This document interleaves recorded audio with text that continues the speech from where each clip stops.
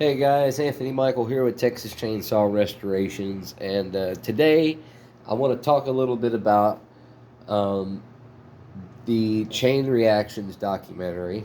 I just did an unboxing video on this Blu-ray set yesterday or the day before, and so it was yesterday, and I spent the entire day um, watching the content on here, and I got to tell you, it's awesome. It's a great documentary. Now, I'm sure, like a lot of you folks out there, and maybe some of the folks even that follow this channel, you've probably seen every documentary that there is to see about the making of the film. Uh, which those are my favorite ones. But this one's different, man. This documentary isn't really about the making of the film. This documentary is more so about the influence and the zeitgeist of it and all of that. The spirit of the film and its effect on pop culture and its effect on a lot of famous horror movie directors and things like that. And it is awesome, man. Uh, to be completely honest with you, I think this is number two, my second favorite Texas Chainsaw documentary. Uh, Also, too, what's really cool about it is it comes with eight different eight different prints of the film. Okay, so I'm sure like a lot of y'all, there's you can remember uh, the first time you saw this film. For me, so the way I saw this film the first time, the original, I'm a young guy, right? I'm 30. Back in 2003, I was a kid, and the remake, the Texas Chainsaw Massacre remake, was in theaters at the time, and I didn't know anything about. I didn't know that it was a remake or anything. I was just a kid. But my older brother, who's since passed away, he went to the movie theaters to go see the Texas Chainsaw Massacre with his girlfriend, and I remember him telling me about the movie when he came back. And I remember thinking, like, damn, that sounds really scary. I have to see it. I have to see it.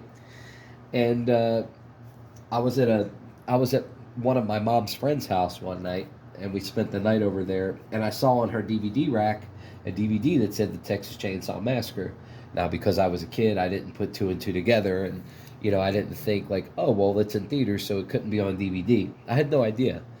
So anyway, I begged and begged my mom. I said, "Can I please watch this while you guys are, drinking and playing cards or whatever they were doing?" And she was like, "Yeah, fine." So I took the Texas Chainsaw Massacre on DVD. I took it in my mom's friend's bedroom, and I watched it from front to back by myself.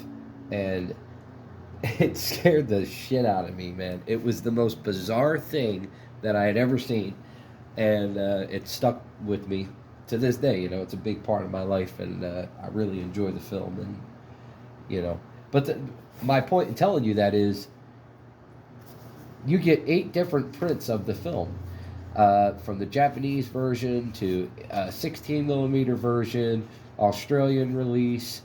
And that's cool because it's like you get to see the film in the same way that people from all over the world did for the first time.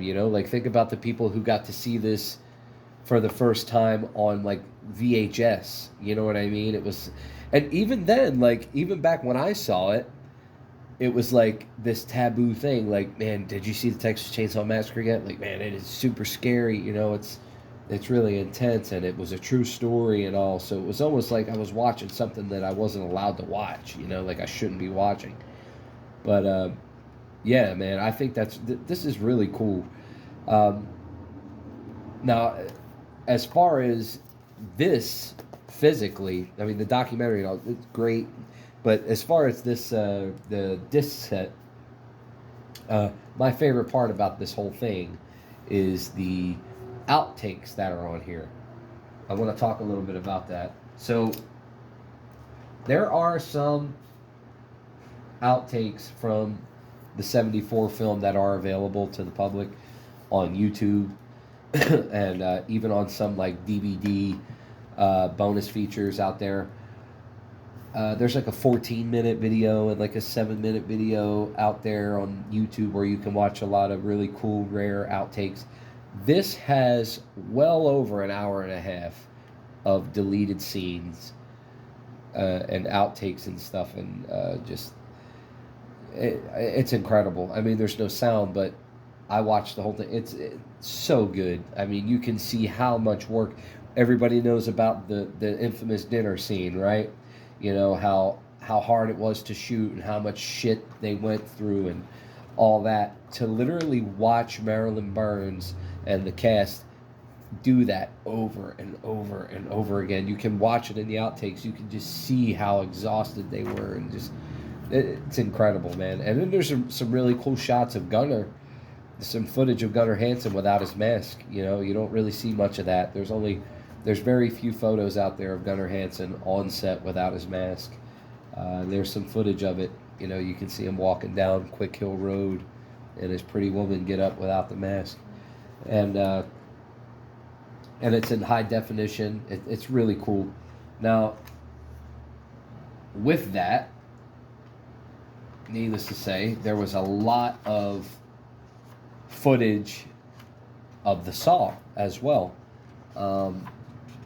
You know, of course, I would pause it, slow it down, zoom in, things like that, to get some really good looks at the Saw. And I got to tell you, this is one of my favorite pictures is Gunnar Hansen and William Vale just hanging out. William smoking a cigarette, Kirk. Gunnar's just hanging with him. That's really cool. But anyway, there's some really cool shots of the Saw and some cool footage of it. And I was using it to get better reference photos of the weathering and details on the Saw. And there's quite a few things that you'll notice too. One thing I'm sure a lot of people never noticed about the OG film Saw is if you look at it on this side, it's actually missing a spoke right here.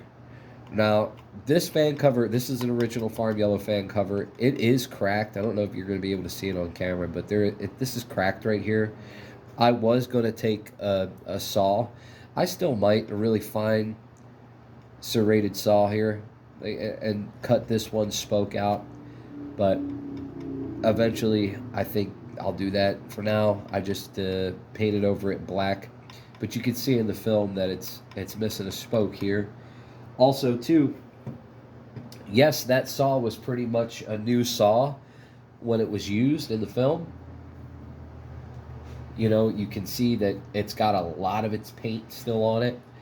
But I will tell you guys, if you really look at those outtakes, especially there's a scene where, you know, when Gunnar is cutting the door of the tractor trailer of the Black Maria, when he's like sawing the door,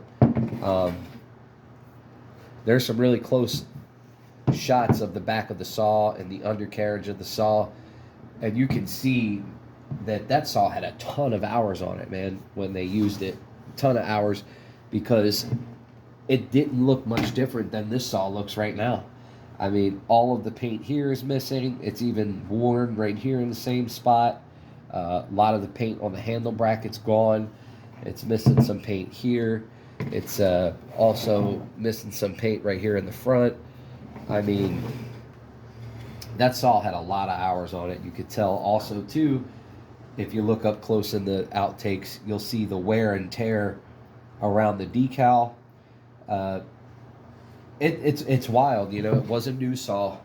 It was only a couple years old, but the forester that owned it, he obviously worked the hell out of it.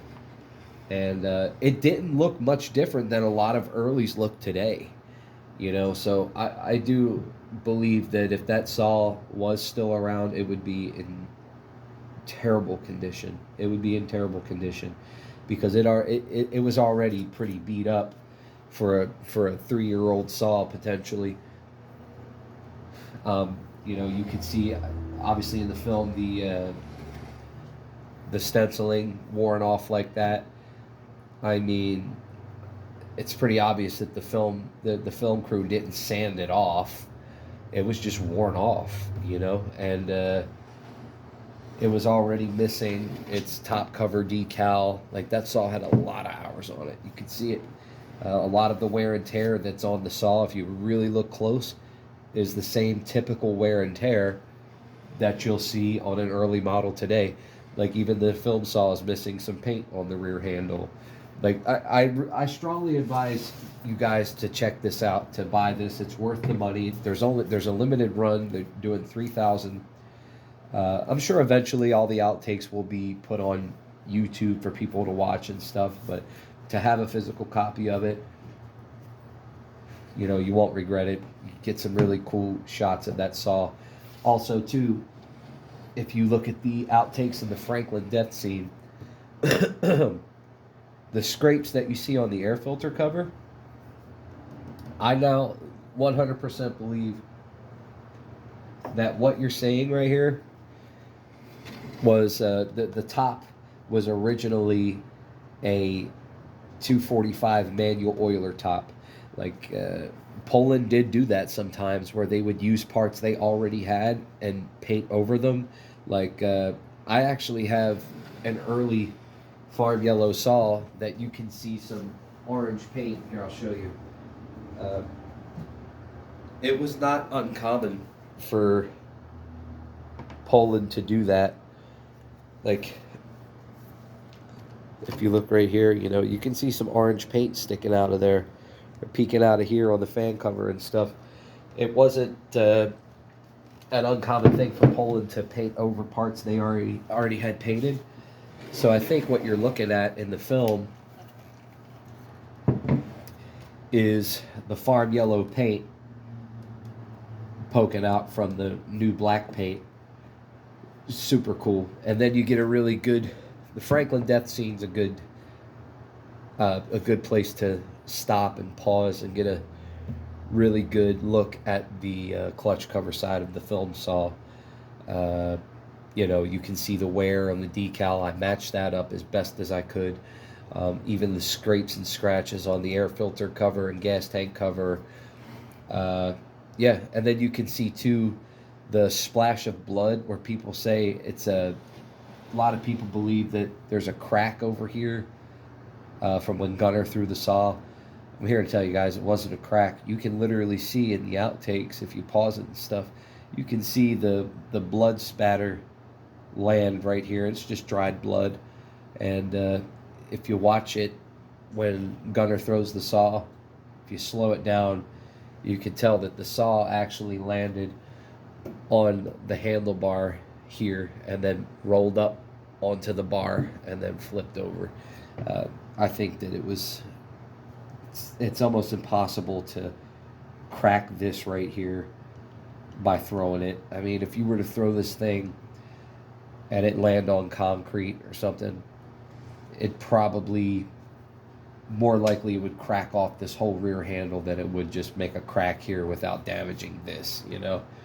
So, yeah, there's some really cool up-close, detailed shots of the saw, and I think that's super cool, worth it. Even the weathering right here, I just took some sandpaper to the original paint right here. This is original, but yeah, man, you can match up the stuff on the saw perfectly using that as reference, because a lot of the stills that are out there are in black and white. Also, you get a really good look at the gaffer's tape on there. You can clearly see that it's not electrical tape. You can see that it's sagged here a little bit, like I have it, and the shape of it kind of runs up like this. You know, I don't know. I nerd out over things like that, and I meticulously matched every small detail that I possibly could with what I see on here and a lot of other reference photos all together to get this as close as I can to the original saw without jeopardizing its natural patina and age. Yeah, so I love this thing, man. It's a great saw. This one probably would make a better one, so because this is a really, really mint version of a early 245. This also has some patina on it, but I mean, look, even the bottom of this saw is super clean. You know, I couldn't bring myself to putting all those weathered parts on it. I just want to leave this saw the way it is. It's in great condition. But yeah, man, strongly advise you guys, buy you a copy of Chain Reactions, and if not for the documentary, at least for the outtakes. Totally worth the purchase. And thank you guys for watching. Hope you learned a little something from this video. If you guys have anything about the saws or the movie or anything that you'd want me to share or make a video about, leave it in the comments and I'll be sure to get to it. Want to think of some more content Texas Chainsaw related, and of course we'll start posting restoration stuff when I start doing a little bit more of them. Thanks for watching.